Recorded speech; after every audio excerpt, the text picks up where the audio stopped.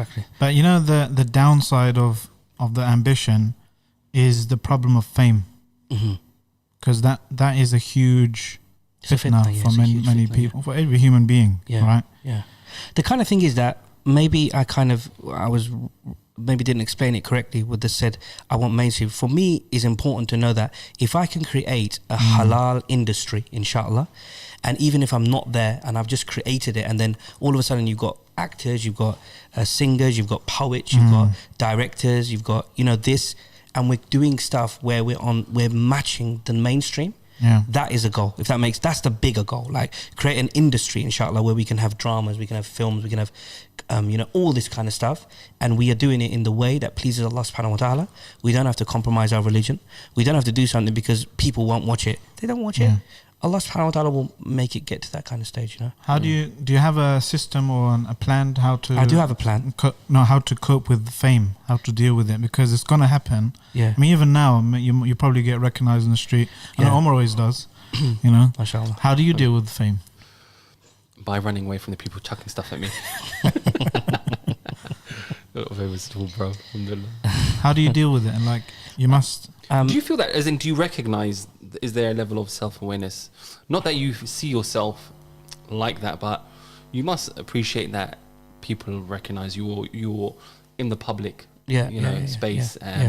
You're a personality, alhamdulillah. Because if you don't, then it will just creep up on you and you won't be ready for it. No, for me, I'm not going to lie. Back in the day, I was even now, I've got a big ego. To be very honest with you, I'm going to be honest.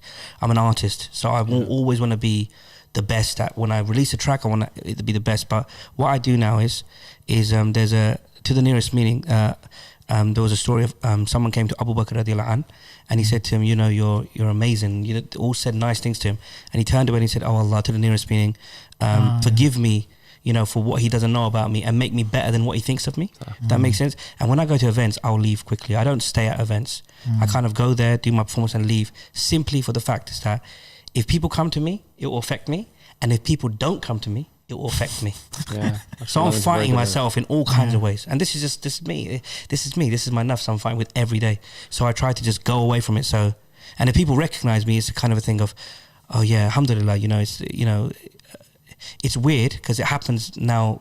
It happens often now, alhamdulillah. But I've lived life. If I wrote a book about my life, I've seen a lot of things, subhanAllah. So it's that kind of aspect of just always asking Allah to, please Allah, protect me. You know, please keep me on the Sirat al-Mustaqim. Please keep me on the straight path.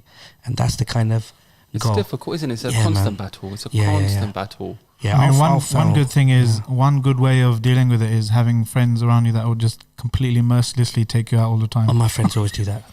My friends are ruthless. When I play a new track, they'll literally look at me and go, yeah, it's all right. And you don't understand how that feels for somebody who's like, it's my baby, and they're like, spent 12 hours doing this. You played them 3 minutes, and their concentration span is literally a minute, and they're like this. They're like, can you afford it? And they're like, and then you look at them and they're mobile. I'm like, yo, bro, don't do that, man. Listen to the track in it, and they're like, oh, whatever, man. And you're like, oh God, it's Allah sent me these evil friends.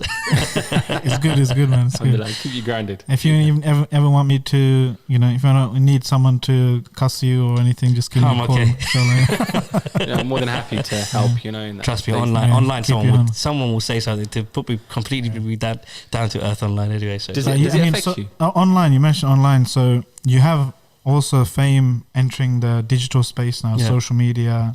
You're on YouTube, Facebook, probably Twitter, Snapchat, all that kind of stuff. Yeah, Instagram. How do you feel with?